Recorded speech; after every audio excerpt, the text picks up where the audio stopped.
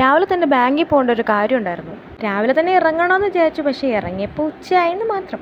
ഞങ്ങൾ രണ്ടുപേരും കൂടെ ഒരുങ്ങി വന്നപ്പോഴത്തേന് ഉച്ചയായി പോയതാണ്. എന്തായാലും തക്കുറ്റ കണ്ണും വെട്ടിച്ച് ഞങ്ങൾ രണ്ടും കൂടെ വെളിയിലിട്ട് ഇറങ്ങി.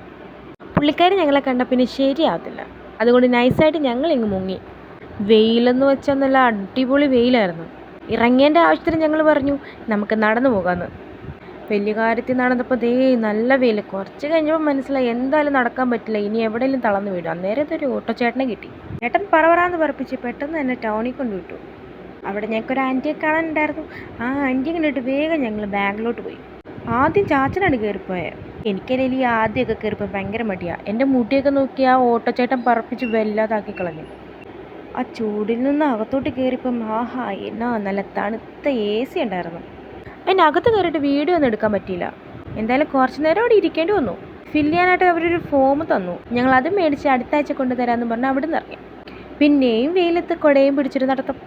രസം ഉണ്ടായിരുന്നോ എന്ന് ചോദിച്ചാൽ രസമൊക്കെ ഉണ്ടായിരുന്നു, പക്ഷേ ആകെപ്പാടെ തളർന്നു പോയിന്നേ. അങ്ങനെ നടന്ന് വീടെത്താറായി. വീട്ടിലെത്തിയപ്പോൾ ഒരാൾ കാത്തിരിപ്പുണ്ടായിരുന്നു.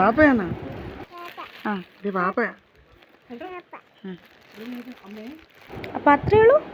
By bye, see U.